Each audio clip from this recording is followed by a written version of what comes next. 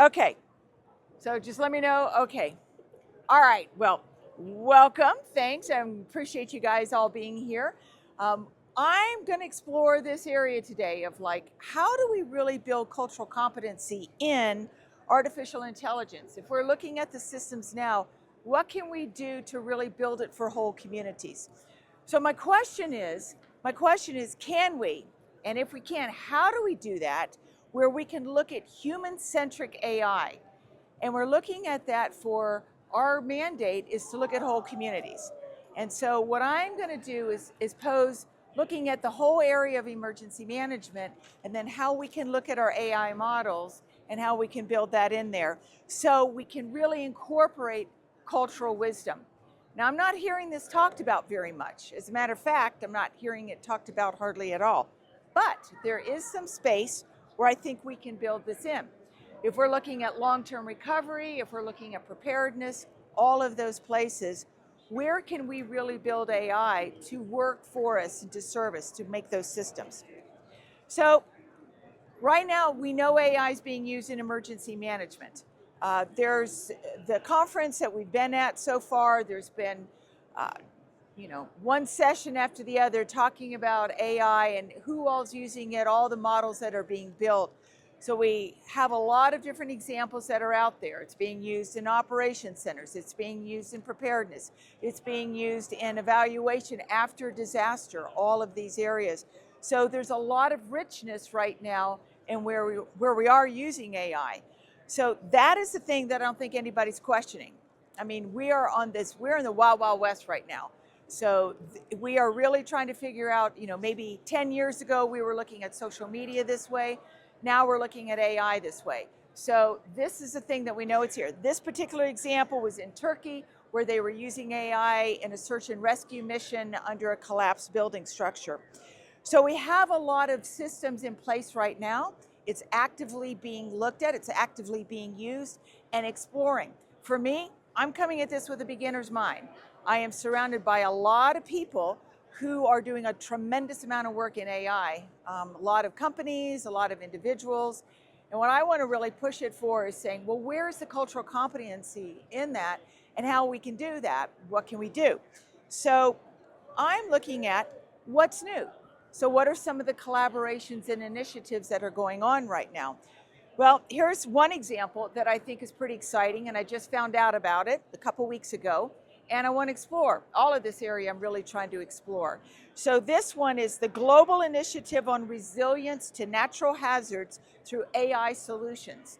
This is something that came around about 4 years ago. There was a group that got together at the international level. They started looking at where we could apply AI to emergency management solutions.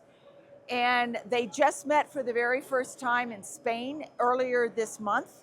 And I'm really looking forward to hearing what's coming out of that. So we know that we've got a lot of initiatives, a lot of collaborations that are going on. I'm posing, why can't we actually do that even further in looking at the cultural competency and moving it in the direction that we would like to do? We know we want to look at the data collection. We want to look at a lot of these areas. If we're going to be doing it in support of servicing whole communities, and this is one collaboration that we might need to move forward. So, challenges and limitations. Wow, big surprise there. We got all kinds of challenges and limitations. So, one of the biggest areas that I see of huge concern is historically the data that's been collected has been very limited. We are not gathering data, perhaps in the best ways that we need to be. We're not reaching out to a lot of those populations that are disproportionately impacted by disasters in this country, in the United States, and abroad. There's a lot of places where we've got a lot of real severe climate change that's taking place. We've got a lot of areas where we're not being able to gather a lot of meteorological data. There are small island nations where we are seeing this, but we don't have the data collection that is going on. And AI, if we can't put it in there, we can't get the solutions back. So we've got some really severe limitations right now. And I think one of the things that we've got to figure out is how do we go about overcoming what these challenges are? Because we can't move it further if we've got skewed data. Now, I know that there's a lot of initiatives taking place, and I think we need to look and bring some of those initiatives together. So one of my areas of real strong interest is language and communications. That is something that, for example, is one of the areas in AI that I think is very promising. It's also a big challenge right now. So if we take a look at what AI is being used for in the whole language area, we're trying to make sure we can go out in communications to get these threshold languages. Because when we are trying to move out alerts, if we're trying to get information out, we need to get these different language sets out there built into the AI systems. What are we missing though? We're missing a tremendous amount of language that's out there. This is particularly near and dear to my heart. This is a photograph that I took in Belfast, Ireland, off of the Peace Wall. And they've had a lot of historical challenges there in looking at the Irish language. And in December of 2022, they finally got it put into law and recognized as a language. And there's recently been a film that has come out called Kneecap. I don't know, has anybody heard of it, seen it? It's a I think it won the audience award at Sundance. It's a very, very powerful film about the fight for a language. And at the end of this film, it talks about the fact that there is an indigenous language that is lost. It dies every 40 days. I mean, that is a very powerful thing if you start thinking about that. Well, when we start looking at emergency management and we start looking about what we need to do we start looking at these AI systems, we need to get community collected data that really represents that community and get that built into the system. Well, how are we doing that? That's one thing that we can really look at. We can figure out how we could build that into some of our programs moving forward, some of our funding cycles. So the language piece is very important for not only languages, because a lot of it, we're looking at these very standard languages, and this nation is changing dramatically. The demographics are changing dramatically, and we have a lot of challenges on the language. So we think about how do we get all of these other languages that are not your traditional norm languages. You've got a lot of dialects. You've got a lot of areas like this that we can actually build in to our AI systems. So that is one area that I think is really important. Again, we've got to build a system that is going to be reflective of this whole community, or we're not going to be able to serve that community. So I now want to talk about a couple case studies that I think are very interesting, and in the emergency management community, I think that that is something we should really look at. So one of them is something that has been developed out of the private sector, and it is by, everybody know Dove soap? Yeah, so the Dove soap. Dove soap, that just you can see so Dove soap the Dove Corporation has had a focus for a long time on what is beauty. So one person's description of what beauty is can be very different from one to the next. So Dove has come up with an amazing playbook on what is beauty in AI. And they have a new campaign called The Code. And in The Code, they have actually produced a playbook that talks about how do we start building equity and inclusion in AI.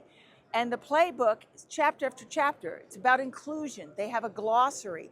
They've got prompts, all of the ways that you can build that into the campaign. That is a great example where they have absolutely directly addressed this challenge in AI, and they've come up as a corporation with a playbook to counter that discrepancy.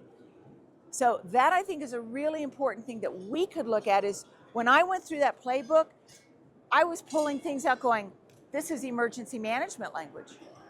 Why can't we take that as an example and move that over?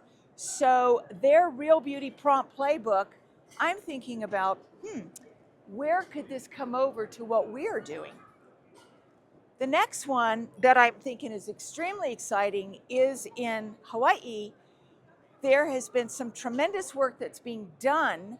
The University of Hawaii has been very involved with it. It's a multi-million-dollar funded project, and they are looking at traditional wisdom out of the indigenous culture in Hawaii, and they are figuring out how to integrate it into healthcare, in their healthcare AI systems. So this is something that's being done by multiple departments at the University of Hawaii, along with indigenous practitioners within the state. And what they've done is they've looked at some of the cultural traditions and the cultural values in the state. For example, Malama, caring for something. Malama Kuleana, which is the responsibility. And what they've done is they are figuring out ways to integrate this traditional care, the traditional aloha, the sense of aloha that is traditional to a lot of indigenous communities and a lot of communities that might be of a different culture within our own town, our own city, our own, agricultural area, finding ways of looking at the ways that they're doing their integration process. So I started thinking about that, and they have gotten tremendous amount of support from an international funding source, and they're actually doing that embedding, and they're making it's apparently very successful. I just found out about it recently. Like, I'm coming at this with a beginner's mind. I think this has tremendous opportunity. So I started thinking, okay, why can't we in emergency management put these two concepts, these two case studies together and create something that is a playbook? I mean, some of the companies out there, for example, Deloitte has done they've done a playbook right now for ethics and equality in AI, but looking at some of the initiatives that have been going on and taking a look at some of the work that has been done, the initiatives and the collaboration that's been done, and create our own playbook for integrating cultural competency, which would reflect cultural wisdom and traditional practices, whether it is for a First Nations community, whether it is for a specific community that is disproportionately impacted in a disaster, and create playbooks in our communities for addressing whole communities. And so that's what I'm really proposing, is that we look at how do we do that? How can we come together? And I would be very interested in collaborating with someone, an organization or whoever. I think there's tremendous opportunity here to really move this and build a whole community AI playbook for emergency management. And that way we can build a foundation. We can look at the traditional wisdom that we're forgetting a lot of the times, and a lot of times we don't have opportunities because of funding crunches and things like that. But let's build something into a playbook. So that is what I wanted to present these ideas today, because I think there's some real possibilities. And I welcome any feedback, and I think we've got a lot of opportunity. We're in the Wild Wild West with AI, and let's just keep going, and we can build that in to building more equitable disaster prevention, response, recovery, all the way through, that really addresses the whole community. So thank you. And if anybody wants to be in touch, I would love to hear from you. So thank you.